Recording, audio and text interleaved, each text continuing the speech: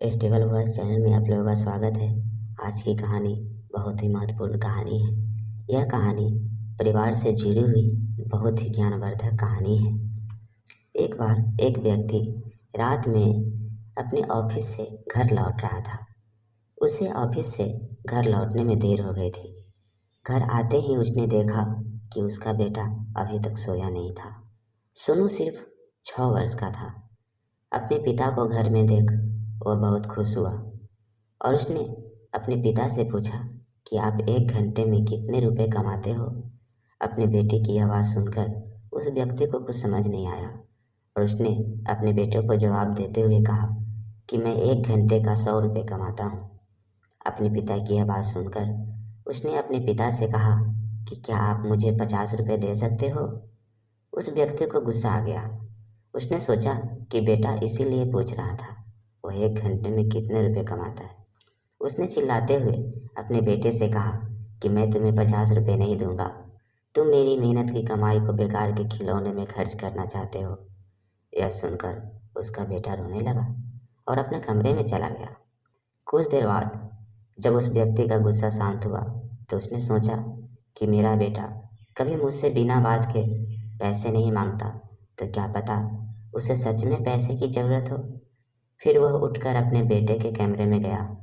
उसने अपने बेटे से कहा कि मुझे माफ़ कर देना, मैंने अपना दिन भर का गुस्सा तुम्हारे ऊपर निकाल दिया। फिर उसने अपने हाथ में 50 का नोट लिया और अपना हाथ अपने बेटे की ओर बढ़ा दिया।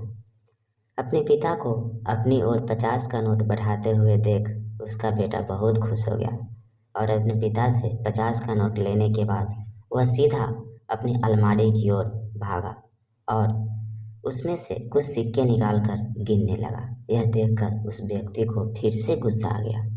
उसने अपने बेटे से पूछा कि तुम्हारे पास जब पहले से पैसे थे तो मुझसे और क्यों मांगा।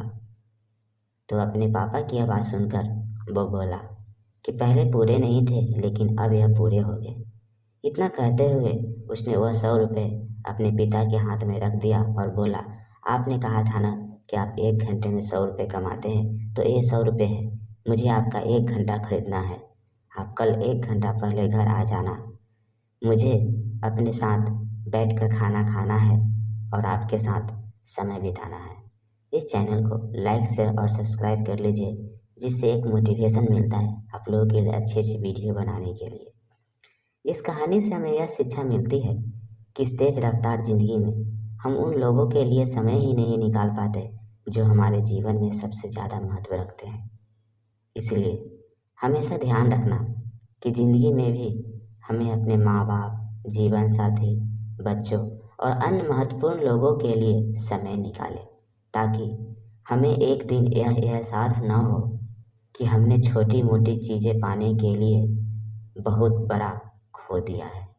और कमेंट में ज़रूर बताएं क्या इस कहानी आपको कैसा लगा। Thank you.